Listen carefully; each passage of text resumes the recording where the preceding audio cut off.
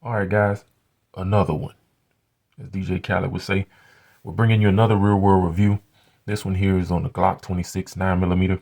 All right, this was called and still is called the baby Glock. I call it the baby hands Glock. So if you got baby hands, this was actually a great gun for you to conceal. But if you had a little bit larger hands, it would still work for you also. All right, so this is actually a Gen 3 Glock 26 9mm. We have it in OD green here, and I'll just go through some of the things that I had to do with it and what I liked, what I didn't like, and how I straightened those problems out. All right, so this was Generation 3, so it was before they had the back straps. So in Gen 4 and Gen 5, they now offer back straps. So basically what they did was they made the gun more narrow on the Gen 4 and Gen 5. And then you could step up to this same width of the Gen 3 with one of the back straps. And then you can go even larger than that with the other back strap. All right. I think they come with two, but don't hold me to that. All right. Now, the height with this gun is pretty good. It was actually very good at the time. There wasn't any SIG P365. There weren't any Glock 42s or 43s or 43Xs. Those weren't even thought of. All right. This was groundbreaking, for its day. And it still is a good option. Some people still don't like the micro 9mm. They want something a little bit bigger and a little bit longer on the barrel and the slide length, because those micro guns, you have to know what you're doing when you're shooting them. They're a lot of recoil, they're snappy. So there's a lot of people that still like this Glock 26, and I still like it. I don't conceal carry as much with it, but I can. I still have it set up as a concealed carry or EDC, everyday carry. Now, one of the main features that I like about this particular Glock is that it's very versatile. Okay, it's not too small, but it's not too big. All right, you could actually use it for a number of things. You can use it for a house gun. You can use it for a car gun, truck gun. You can use it as an everyday carry, or you can use it as a change up, change up carry. You can also use it as a backup carry. A lot of police officers, they still use and like the Glock 26, and some of them carry it as a backup piece on their ankle, or things of that nature. So it's still a viable option till this day. Okay. Now, the width is 1.26. So it's just like the Glock 17, same width, and that's the overall width. And the slide width is still 1.0. So that's the same. All right. It basically just made a smaller version of the Glock 17. And this was the most popular option, at that time. All right. So we got the slide width and the width out of the way. Now, the height with the magazine, I'm not going to give you what Glock says for the Glock 26, because that's with the magazine stopping here in a 10 round magazine. I don't know anybody that carries it like that. So basically, the way it stands with the +2, it's 4.75 inches. All right, from here to here. Okay.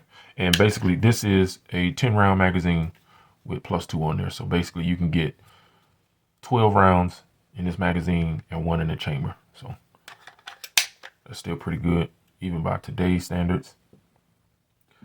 Now, where does this rate on the P.Y.B.I scale? All right. So for those of you that appendix carry the Glock 26, what I call the baby hands Glock, it has a slide length that's actually over an inch shorter than the Glock 17. Okay. So remember, we got the new scaling system, which I call the P.Y.B.I scaling system. And we're going to make sure we get that on all my reviews. All right. That's the push your balls in scale. Okay. So the Glock 26 comes in at 3 stars on the push your balls in scale. Now remember, 5 being the highest and most ball pushing. Okay. So, all right. Now that we got that out the way, I got pretty big hands. Okay. My fingers are not fat, but I got pretty big hands, and this is I would say, the smallest way that I can carry this gun. Okay, I cannot carry this gun with the 10 round magazine. Good thing about the Glock 26, you can use the +2 on your 10 round. You can get the 15 round magazine from the Glock 19. It'll work. Also, the 17 round from the Glock 17. And then you can put a +2 on the 17 round to make it a 19. You can get the 24 round magazine, or you can get 31 round magazine, and then you can get the 31 round magazine and put the +2 on there to give you 33 rounds. So that's why I say it's actually, it was one of the most versatile Glocks, especially around that time, because any mag you can just, swap it out, run it at range, or even if you you was in a desperate situation and you needed one from your gun or a buddy's gun. At that time, everybody had a Glock, so you wasn't going to be short there as far as getting extra help with somebody giving you a magazine. All right, so next we'll move into the sights. All right, so before I made it out the gun shop when I bought this gun, they hit me with the "I got one set left," and it's on sale, so you know how it goes. I ended up getting them because I knew I was going to conceal carry the gun at that time, and gotta have the night sights, just for those low light situations or nighttime situations. So it's better to have them and not need them, as opposed to need them and you don't have them. All right. So the sights and the +2 were the first things that I did to the gun. All right, before I even left the shop, and then from there, I like to try everything in its stock form, take it to the range, a few times, or see what the adjustments that I need to make from that point on, and then I start making my modifications from there. So for a long time, I didn't carry this gun or shoot this gun. I just had it sitting up because originally I wasn't going to do anything to it. I was just going to keep it as a collector's item. But you know how we are, just once we get something, we start thinking about it, and you're like, nah, man, let me go ahead and just take it to the range. And then, I got bit by the bug, and then I just start making changes from there, So, all right, let's get into our next point. So, ammo. Now, it's a big difference between the 26 and the 17. Now, on this 26, when I took it to the range, I noticed that, I don't know if it was just me, but it felt like the slide was slamming back, and all slides do this when they go all the way back in battery, all right? But something didn't feel right with me with this gun, It just, I didn't like the way it felt that first time when I left the range. So I wanted to be sure. I shot different types of ammo, different grains. Most of the time with 9mm, when I go to the range, I just shoot 115 grain ball ammo. And that's actually what I was shooting with this. And it was a big difference between this gun and the Glock 17. Of course, you give up 1 inch, all right, in slide length. But this gun actually has a dual recoil spring inside as well, all right. So I got another video coming on how you can mitigate the recoil with this Glock 26, all right. So it'll probably be named Glock 26 Hack or something like that. So I'll get that one up for you guys also, okay. But that was one thing I noticed.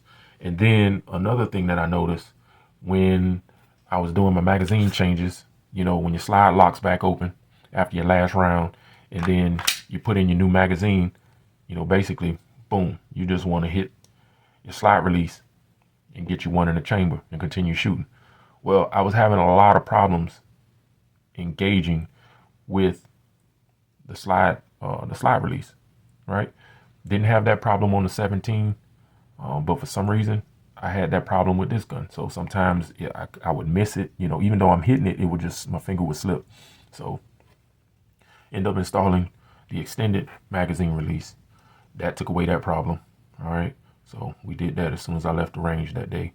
And then also I noticed with the stock magazine release, sometimes I was hitting it and I would have to push it 2 or 3 times just to get the mag to eject. It's just how my hand lines up with the gun and how I have to push on the magazine release. So the stock one on the Gen 3, it didn't stick out far enough. All right. So I had to put an extended magazine release. So my motto is this: no matter whether it's guns, motorcycles, cars, things like that, if I have to replace something, I'm gonna go all out. I'm gonna try to, make it look, the best and get the best overall result while achieving good looks. So I like the way that looked on it. And this is actually anodized green. So when I ordered this extended magazine release, I found it in green. And then I also found the slide cover plate, the rear slide cover plate in green as well. So I had to get that. All right. So that's just something to make it look a little bit different. And since the gun was OD green, I was like, well, let's go ahead and dress it up. And then, of course, I couldn't stop there.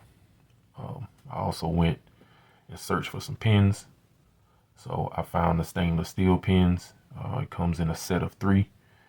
But then, I only used 2 and kept the black one. All right.